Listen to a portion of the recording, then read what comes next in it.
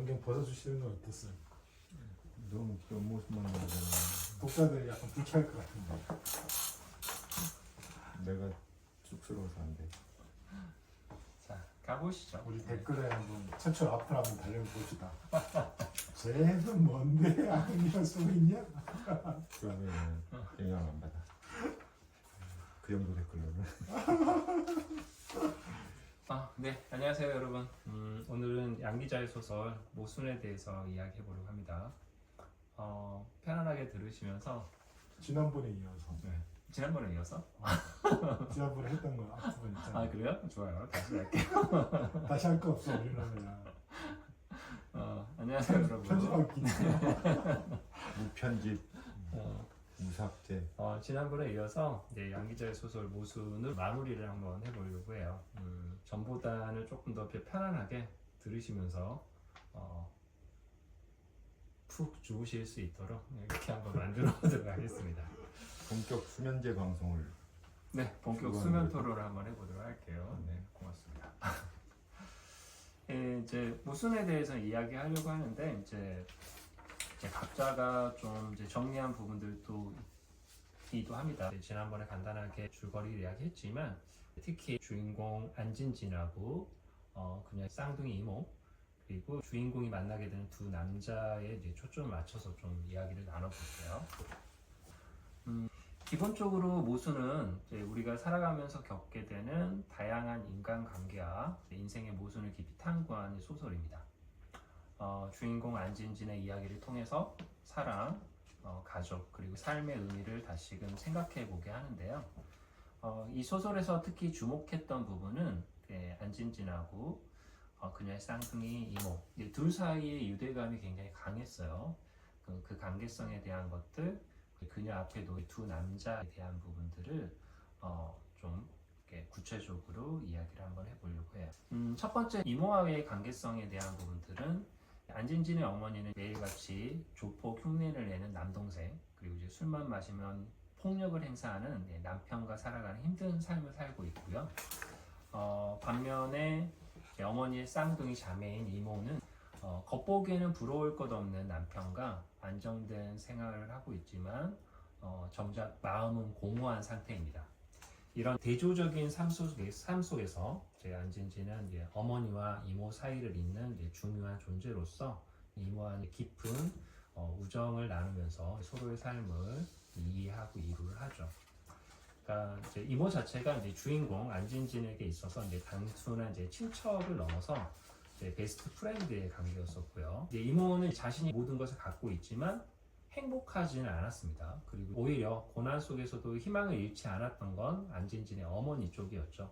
그래서 그 어머니 자체의 삶을 부러워해요. 이런 모순된 감정들이 주인공 안진진에게 꽤 큰 영향을 미치게 되는 부분들이 소설 전편에 나열이 되고 있어요. 그리고 또 하나의 이야기는 주인공의 이제 두 남자에 대한 이야기들이죠. 안진진의 삶에는 이제 두 명의 남자가 있었습니다. 첫 번째는 이제 김장우로서 자상하고 진실된 사랑을 주지만 환경적으로 가난한 가정과 불안정한 직업을 가지고 있었어요. 이 친구에게 안진진이 태하는 태도 자체가 자신의 안 좋은 모습을 보여주기를 굉장히 싫어합니다. 그런데도 불구하고 왜 그랬을까? 그러니까 그게 조금 저도 모호했어요. 보여주지 않는데 마음속으로는 굉장히 이제 깊이 사랑한다라는 걸 소설에서 이제 보여주죠. 이제 두 번째 남자 같은 경우는 나영규로서 이제 이 친구는 김장우하고는 다르게 안정된 직장과 또 계획적인 삶을 살아가는 사람입니다. 데이트 자체도 철저하게 계획된 데이트를 즐기고요. 안진진은 그 사람한테는 자신의 이제 불안과 걱정을 또 다 털어놓아요. 그런데 너무 지나치게 규칙적인 삶에 대해서 또 안진진이 불편함을 느끼기도 합니다. 그래서 두 남자가 각각 안진진의 이제 아버지 그리고 또 이제 이모부를 연상케 하는 부분들이 있었어요.